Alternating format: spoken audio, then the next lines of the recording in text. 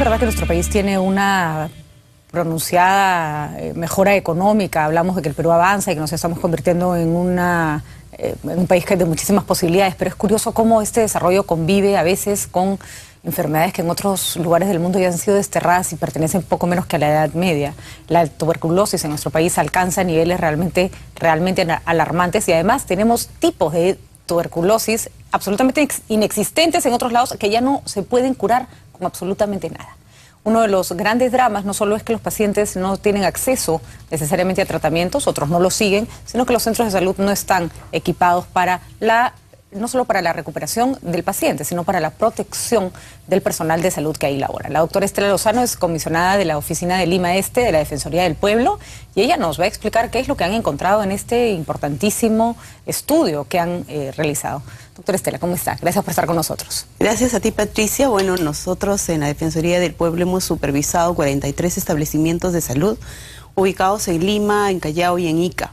En estos 43 establecimientos de salud, uno de los principales problemas que se encontró fue la adecuación y la infraestructura de los establecimientos de salud. Antes de pasar a los detalles de lo que han encontrado, tratemos todo el mundo escucha lo que es la tuberculosis, pero tratemos de fijar en qué situación estamos en el Perú. ¿No es cierto? La tuberculosis es una enfermedad infectocontagiosa, o sea... Sí, se transmite por el aire. Se transmite, ¿no?, por el aire, exactamente. Claro. Alguien tose y todos se contagian si es que no hay ventilación. Y si tienen además condiciones de desnutrición, de defensas bajas, ¿no? Una persona Claro. con defensas altas podría librarse. El Perú, Patricia, está después de Haití, es el segundo país en América después de Haití con mayor tasa de incidencia en TBC. Que no tiene nada, no se condice con supuestamente el nivel de desarrollo económico que hemos alcanzado, ¿no es cierto? Efectivamente, ¿no?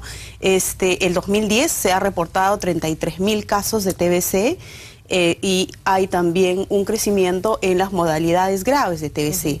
Existe una TBC sensible, que es la más común, que tiene un tratamiento de 6 meses, y si la persona tiene muy buena adherencia al tratamiento se puede superar, pero también existen la tuberculosis más grave, que es la tuberculosis resistente, que es resistente a algunos fármacos, y la extremadamente resistente, que todavía se está viendo cómo se trata esta enfermedad. Claro, que esas son las que se han creado por pacientes que dejan a la mitad su tratamiento, ¿no es cierto? Y desarrollan esta TBC imposible de curar, claro, ¿no? Claro, por eso la importancia de que los medicamentos antituberculosos en los establecimientos de salud estén de manera oportuna. Y eso ha sido uno de los principales problemas que ha detectado la Defensoría del Pueblo en esta supervisión.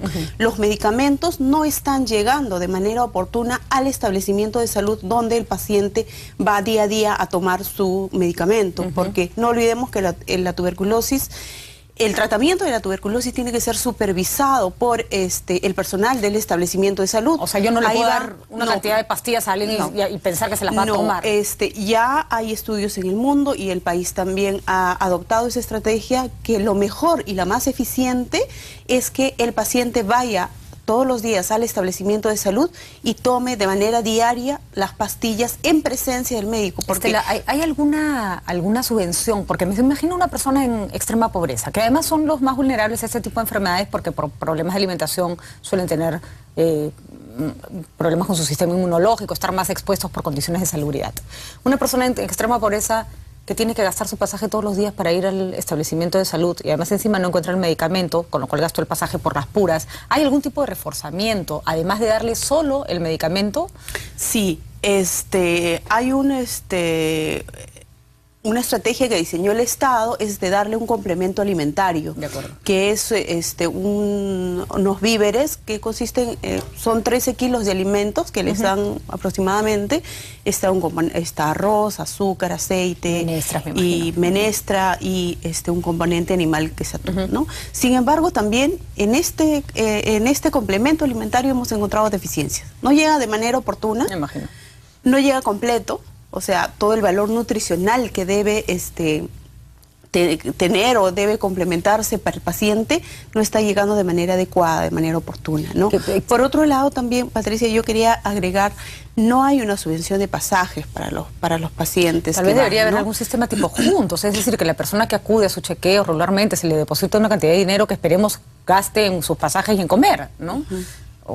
Porque a mí se me imagina que las bolsitas estas deben ser más o menos se las entregan una vez al mes, ¿no? Se supone que es el alimento ¿cuánto para se todo. perderá pues en robo menudo, en corrupción, ¿no? Me imagino que habrán detectado, sí, esa debe ser la causa por la que no llega completo. Sí, bueno, hay unos problemas con el Estado, por ejemplo, en el componente animal, que son las latas de atún, desde enero hasta recién hace algunos días que se ha superado este tema, ¿no? Y en las condiciones en las que trabajan los centros de salud, porque nosotros imaginamos que el pabellón que atiende a gente con TBC debería estar aislado, ¿no? Dado que es una enfermedad tan contagiosa, además. Sí, el problema de TBC es que se contagia por el aire. Así es. Y por eso la norma técnica señala, la norma técnica de lucha contra la TBC señala que los ambientes donde se trate a pacientes con TBC deben ser ambientes abiertos, ventilados, incluso señalan que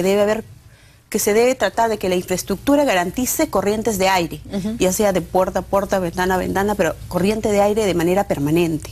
Iluminación y privacidad, porque no olvidemos que la tuberculosis es una enfermedad que también estigmatiza y son víctimas de discriminación las personas con TBC, ¿no? Lo que se ha encontrado en esta supervisión es que algunos establecimientos de salud no tienen estas condiciones. Cuando no hay corriente de aire, Patricia, se pone en riesgo la salud de otros pacientes, si son, por ejemplo, en una TB sensible, que se agraven a una TB resistente o una extremadamente resistente, se pone en riesgo la salud del personal que trabaja ahí en la estrategia, ¿no? Por eso una recomendación a los padres de familia que cada vez que el niño tiene algo, una tos o un resfrío, los suelen llevar a grandes hospitales o centros hospitalarios. No, llévenlos a postas, porque los hospitales también son un foco donde uno puede pescar las cosas más extrañas, ¿no es cierto? Y a veces se lleva mucho a los niños o a pacientes que no necesitan entrar a un centro hospitalario grande cuando podrían ser atendidos por cosas menores en las postas, sí, ¿no? Bueno, porque no ofrecen necesariamente las condiciones de salubridad, ¿no? Sí, pues porque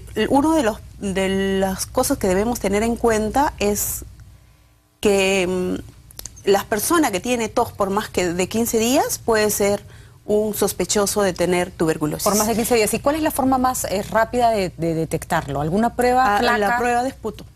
Es la prueba de esputo. Hay que ir a cualquier establecimiento de salud para que te tomen la prueba de esputo y son 2 muestras que te recogen. Una al momento que vas y otra al día siguiente para que hagan una valoración de la prueba. Entonces, ¿algún establecimiento que ustedes hayan considerado ejemplar, que cumple con todas las condiciones o prácticamente ninguno?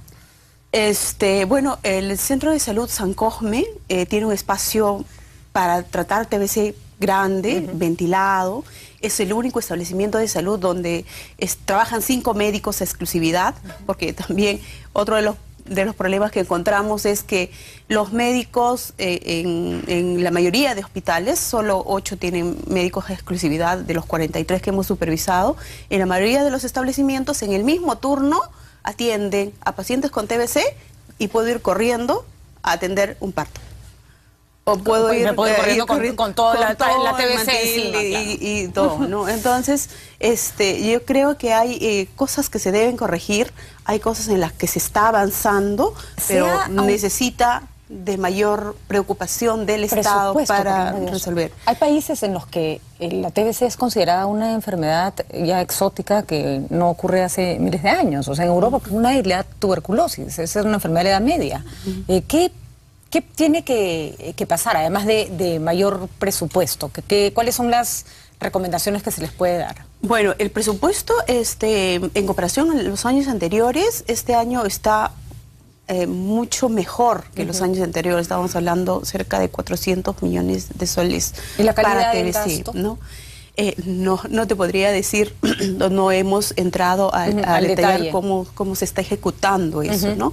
Pero lo principal para combatir la TBC, Patricia, es que se aumente la captación de sintomáticos respiratorios. Exacto. Una persona con TBC puede contagiar de 10 a 15 personas al año, ¿no? Y una persona que tiene una TBC grave contagia a otra, esa otra persona que es contagiada no siempre empieza a desarrollar la TB simple. A veces empieza con la TBC grave, si ha sido contagiada con claro. esa cepa, ¿no? Y la extremadamente resistente. Una persona en tratamiento de TBC resistente dura 2 años su tratamiento. Una persona con TBC extremadamente resistente, su tratamiento es mucho más prolongado y mucho más costoso. Por ejemplo, una TB simple para el país le cuesta $40 por persona.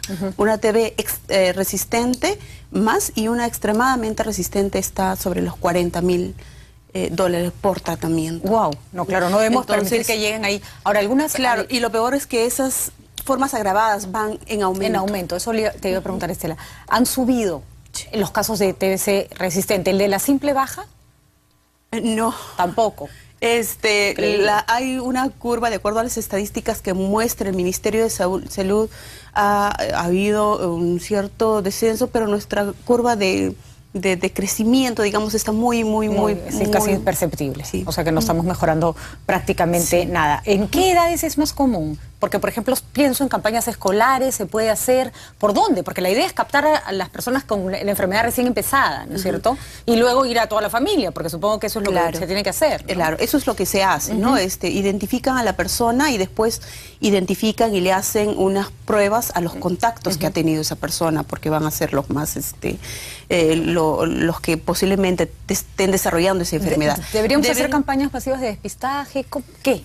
Deberíamos difundir sobre cuándo una persona puede estar desarrollando TBC, porque lo que dicen los estudios es que pues de cada 10 personas, 8 pueden estar contagiados con el bacilo de la TBC, pero quienes desarrollan son los más pobres, ¿no? Los que están malnutridos, los que viven en condiciones de hacinamiento, las personas pues más pobres, los que no tienen condiciones económicas muy buenas, los inmunodeprimidos, las personas que tienen VIH son un potencial, más personas afectadas a tener TBC. Bueno, ¿qué debemos hacer?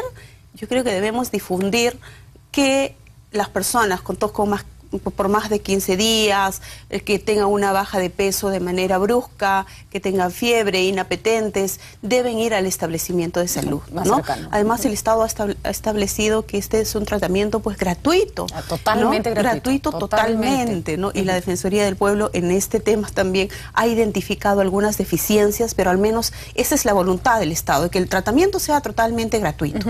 Hay cosas que cubre el programa y hay cosas ya como, por ejemplo, para un tratamiento de una persona que tiene TBC extremadamente resistente, deben hacerle exámenes de odometría, exámenes de la vista, porque los fármacos que les dan a estas personas les reducen la vista, les pueden dañar el oído, o tienen a veces alucinaciones. Entonces, esos exámenes que no están cubiertos por el programa deben ser cubiertos ahora por el Aseguramiento Universal de Salud, del SIS, ¿no? Deben tratarse a los pacientes con TBC de una manera integral. Doctora Estela, muchísimas gracias por estar con nosotros. Gracias. Importantísimo el informe. Aquí la ministra de Salud tiene una labor importantísima. Sería interesante que trabajen en coordinación con educación. Yo creo que los colegios son un buen lugar para empezar a encontrar a chicos que podrían estar contagiados, desarrollando la enfermedad y acudir a sus familias. No podemos seguir teniendo estas enfermedades de tercer mundo en un país que se jacta de tener un crecimiento económico. Muchísimas gracias.